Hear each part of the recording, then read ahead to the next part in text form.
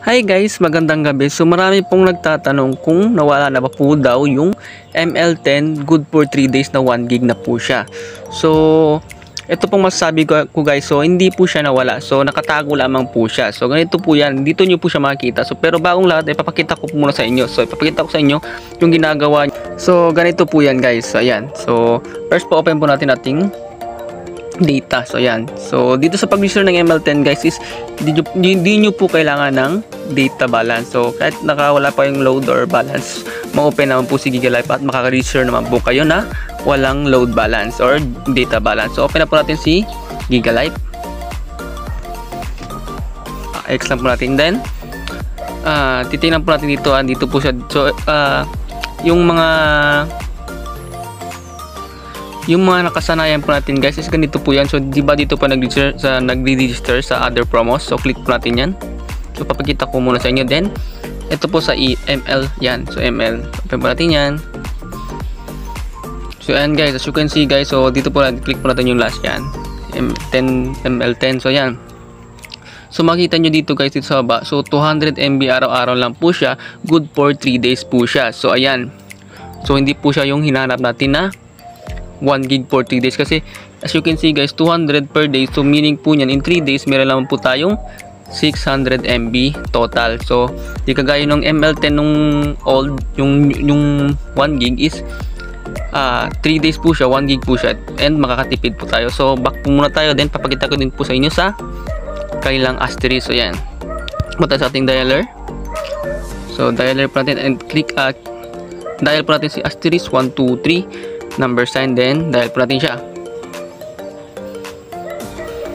So yan guys, so then punta po tayo sa number 8, then number 5, so FBML yan. Then click po natin number 2, send po natin, reply po natin number 2. So as you can see guys, so kahit hanapin nyo po dito, di nyo po mahanap si 1 gig ML10 good for 3 days. So then dito po siya guys. Then punta po tayo sa ating, ayan, open po natin ulit itong Gigalife app.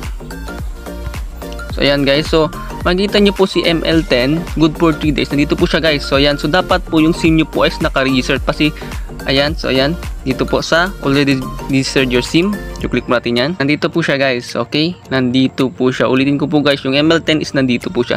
So click mo natin yan, ayan. So yan guys, makita nyo po dito 1 gig po siya, good for 3 days. So nandito po siya guys. So kailangan hindi po kayo makakakuha ng ganitong promo pag hindi pa po register yung SIM nyo. Kaya kailangan nyo pong i-register siya para maka-register po kayo sa ML10 good for 1 gig good for 3 days. So ayan, so dito nyo lang po siya mahanap. So hindi po siya nawala guys ha. So sinasabi na nawala po yung ML10 good for 3 days at 1 gig po siya. So nandito na po siya, hindi po siya nawala. So click nyo lang po yan.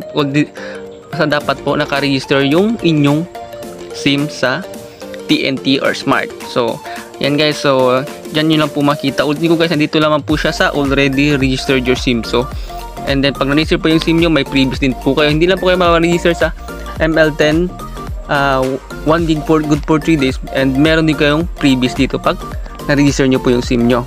So yun lamang po guys, ayan. So sa mga bago pa lang po sa YouTube channel ko, please click po subscribe at hit yung notification bell para lagi po updated sa mga bago kong upload na videos. Maraming salamat.